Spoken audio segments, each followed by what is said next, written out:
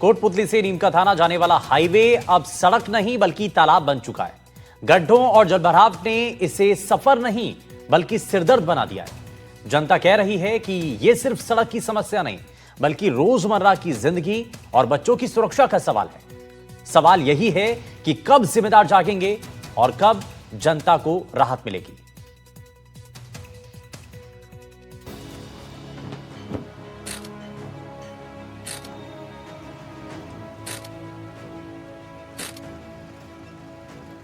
कोटपुतली जिला बनने के बाद लोगों ने उम्मीद की थी कि विकास की रफ्तार तेज होगी, लेकिन हकीकत बिल्कुल उल्टा है।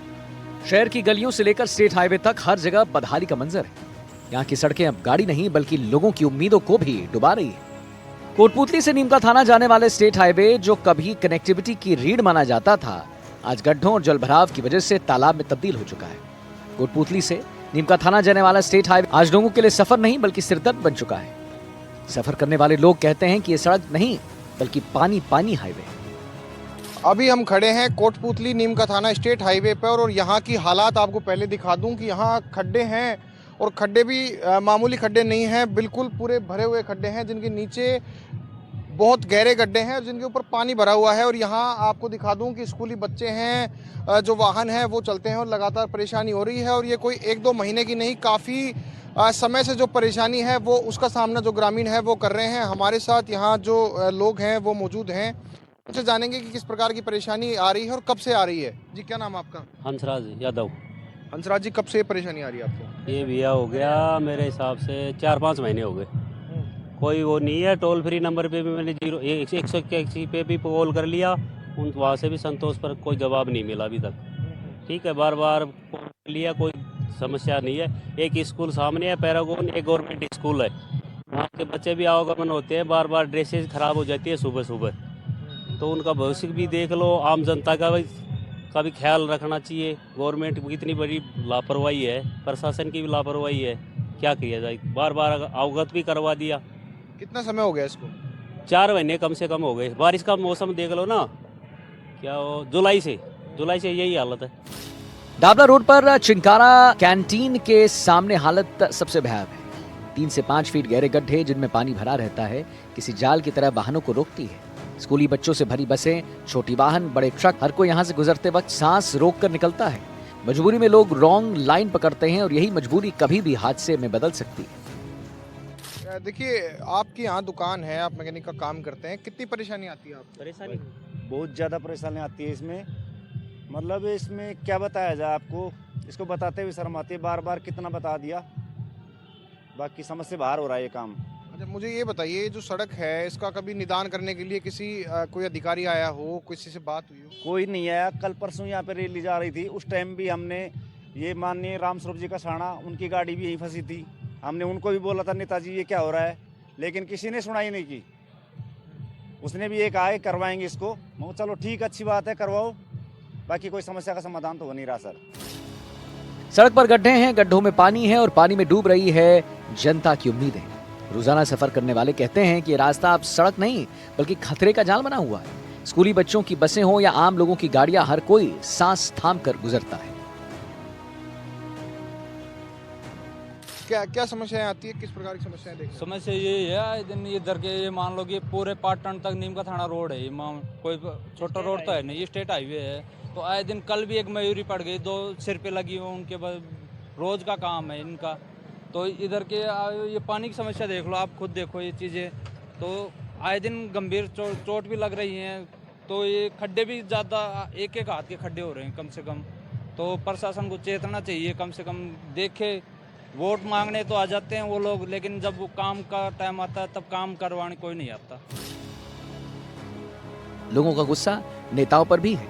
उनका कहना है कि चाहे पक्ष हो या विपक्ष, नेता यहाँ से गुजरते हैं, लेकिन किसी ने इस मुद्दे को उठाना जरूरी नहीं समझा। जनता की आवाज अनसुनी रह जाती है।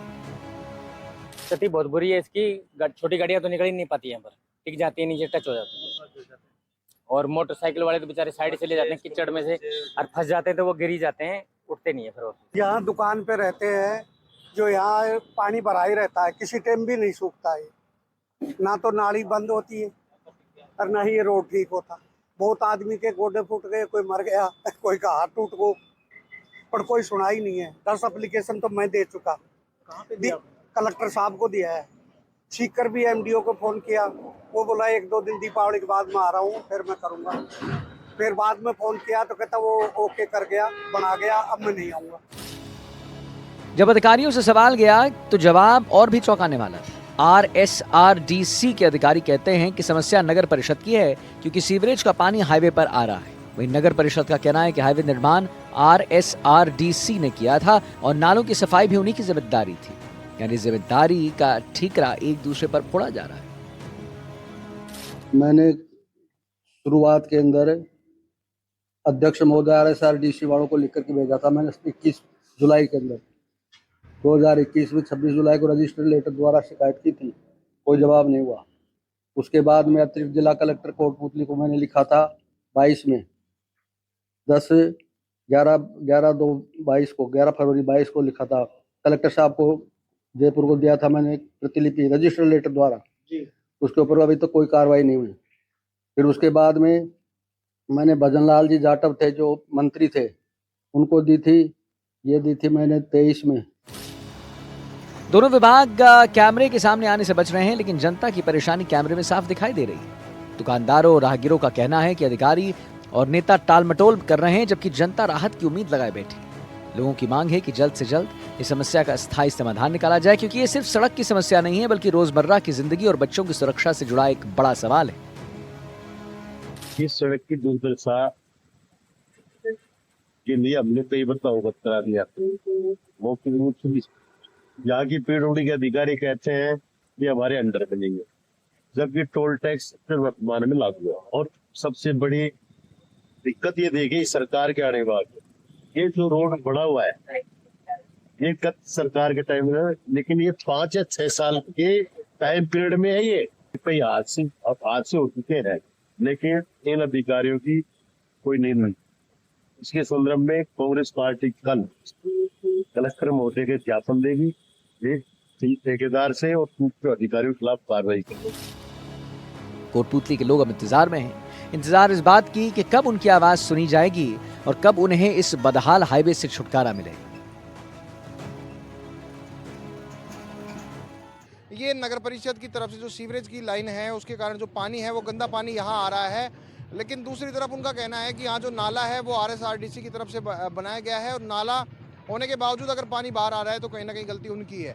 लेकिन दोनों ही अधिकारी है वो कैमरे के सामने आने से बचते रहे और लगातार एक दूसरे पर आरोप प्रत्यारोप करते रहे। लेकिन कहीं ना कहीं इस बीच में ग्रामीणों का ये कहना है, लोगों की ये मांग है कि जो स्थायी समाधान है वो हो, ताकि इनकी दुकानदारी जो धंधा है उसमें फर्क ना आए और यहाँ जो लोग राहगीर गुजरते हैं उनको भी किसी प्रकार की परेशानी ना हो। साथ ही हादसे जो आए दिन यहाँ होते हैं उनमें भी कमी आए।